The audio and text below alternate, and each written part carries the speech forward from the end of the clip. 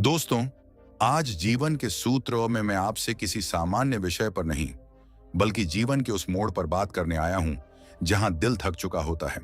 रिश्ते बनते बनते टूट जाते हैं। उम्मीदें हर बार सजती हैं और फिर बिखर जाती हैं। अगर आपकी शादी में देरी हो रही है या बार बार अच्छे रिश्ते आखिरी समय पर टूट रहे हैं, तो आज का यह संवाद आपके लिए ही है। यह सिर्फ ज्योतिष या भविष्यवाणी नहीं है। यह आत्मा की गहराई से जुड़ा एक आध्यात्मिक रहस्य है, जिसे महान योगी परमहंस योगानंद ने कर्म और आत्मिक बंधनों के संदर्भ में समझाया था। दोस्तों, हम अक्सर सोचते हैं कि शादी में रुकावटें सिर्फ किस्मत का खेल है, परिवार की असहमति है, आर्थिक समस्या है या सही व्यक्ति नहीं मिल रहा। लेकिन योगानंद जी कहते थे कि जीवन में कुछ घटनाएं सिर्फ वर्तमान जन्म की कहानी नहीं होती। कुछ रिश्ते, कुछ आकर्षण, कुछ दर्द और कुछ अधूरे वादे आत्मा के साथ जन्मों तक चलते हैं। जब हम पिछले जन्म में किसी के प्रेम को ठुकराते हैं, किसी के विश्वास को तोड़ते हैं या विवाह का वचन देकर पीछे हट जाते हैं, तो वह ऊर्जा खत्म नहीं होती। वह हमारे कर्म खाते में दर्ज हो जाती है और यही ऊर्जा इस जन्म में रुकावट बनकर सामने आती है। बार बार रिश्ता तय होकर टूट जाता है। कोई अच्छा प्रस्ताव आता है, लेकिन किसी न किसी कारण से बात आगे नहीं बढ़ती।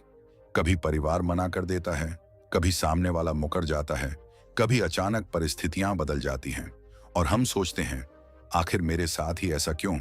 दोस्तों, यह क्यों ही आज का सबसे महत्वपूर्ण प्रश्न है। जब तक हम समस्या की जड़ को नहीं समझेंगे, समाधान अधूरा रहेगा। योगानंद जी कहते थे, विवाह सिर्फ दो शरीरों का मिलन नहीं, दो आत्माओं का पुनर्मिलन है।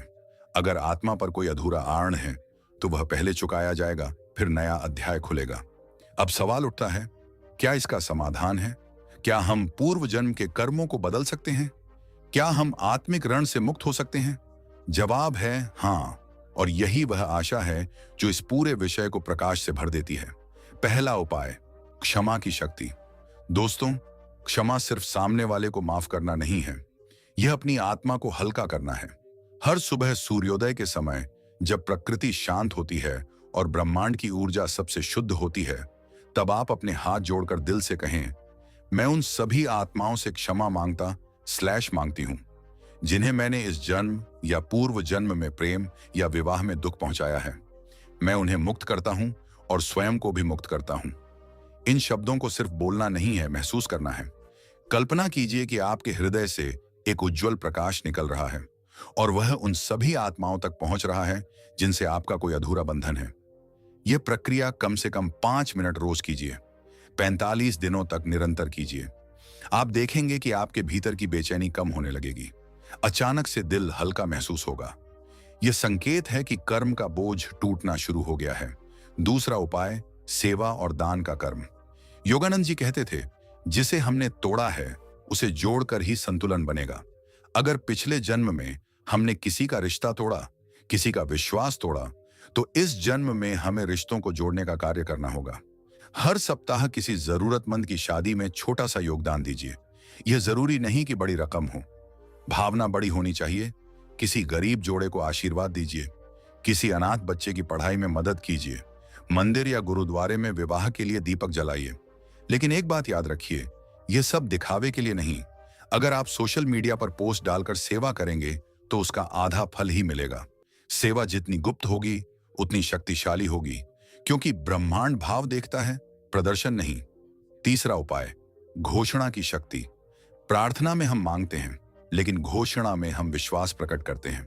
हर रात सोने से पहले बिस्तर पर बैठकर आंखें बंद करके पूरी श्रद्धा से कहिए, मैं ब्रह्मांड को आदेश देती हूं कि मेरे जीवन में सही समय पर सही जीवन साथी का आगमन हो। मेरे पूर्व जन्म के सभी कर्म अब समाप्त हो चुके हैं। मैं विवाह के लिए पूरी तरह तैयार हूं। मेरा जीवन साथी मेरी ओर आ रहा है। इन शब्दों को ऐसे कहिए जैसे यह पहले से ही सच हो चुका है। संदेह मत रखिए। ब्रह्मांड संदेह की भाषा नहीं समझता, वह विश्वास की भाषा समझता है। अब बात करते हैं उस 45 दिन के चमत्कारी सूत्र की। योगानंद जी कहते थे, कोई भी आध्यात्मिक प्रक्रिया को फल देने के लिए कम से कम 45 दिन चाहिए। पहले 15 दिन में पुराने कर्मों की जड़ें हिलती हैं। आपको सपनों में अजीब अनुभव हो सकते हैं, पुराने लोग याद आ सकते हैं। यह संकेत है कि ऊर्जा बदल रही है। अगले 15 दिन में नई ऊर्जा बनती है, आपके चेहरे पर चमक आएगी, आत्मविश्वास बढ़ेगा और अंतिम 15 दिन में ब्रह्मांड रास्ते खोलना शुरू करता है।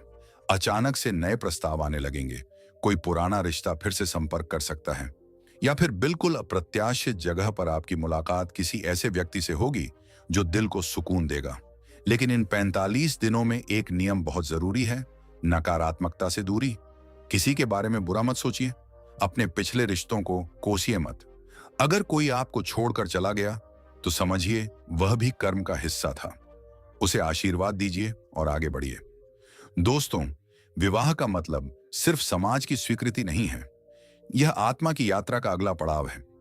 जब आत्मा तैयार होती है तभी सही साथी आता है, इसलिए खुद को तैयार कीजिए, अपने भीतर प्रेम जगाइए, खुद से प्यार करना सीखिए, क्योंकि जो व्यक्ति खुद से प्रेम नहीं करता वह सच्चा प्रेम आकर्षित नहीं कर सकता। आज से ही यह 45 दिन का संकल्प लीजिए, सुबह क्षमा, दिन में सेवा और रात को घोषणा, और भरोसा रखिए ब्रह्मांड कभी भी सच्ची प्रार्थना को अनसुना नहीं करता। दोस्तों, अगर आप इस प्रक्रिया को शुरू कर रहे हैं तो कमेंट में लिखिए, मैं तैयार हूं। यह शब्द आपके संकल्प को और मजबूत करेंगे।